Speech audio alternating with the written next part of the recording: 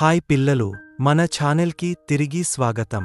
ఒక చిన్న గ్రామంలో చింటూ అనే ధైర్యమైన చిన్న ఎలుక నివసించేది. ఒకరోజు చింటూ తన రంధ్రం బయట పెద్ద శబ్దం వినిపించింది. బయటికి చూసేసరికి పెద్ద పిల్లి తిరుగుతూ కనిపించింది. ఆ పెద్ద పిల్లి ఆహారం తినడానికి ఏదో వెతుకుతోంది. మిగతా అన్యెలుకలు భయపడి వాటి రంధ్రంలో దాక్కున్నాయి. కాని చింటూ భయపడలేదు, ధైర్యంగా ఉన్నాడు. వెంటనే చింటూకి ఓ తెలివైన ఆలోచన వచ్చింది. త్వరగా వెళ్లి కొన్ని ఆకులను సేకరించి వాటితో చిన్న గాలిపటం తయారు చేశాడు. ఆ తర్వాత పిల్లి దృష్టిని ఆకర్షిస్తూ గాలిలో గాలిపటం ఎగరవేశాడు. పిల్లి గాలిపటాన్ని చూసి వెంబడించడం ప్రారంభించింది. చింటూ ఆ పెద్ద పిల్లిని ఊరికి దూరంగా అడవిలోకి నడిపించాడు. చివరగా పిల్లి అలసిపోయి వెంబడించడం ఆపేసింది. చింటూ హీరోగా తిరిగి ఊరికి వెళ్లాడు. ఆ రోజు నుండి చింటూను గ్రామంలో ధైర్యమైన ఎలుకగా పిలువబడ్డాడు.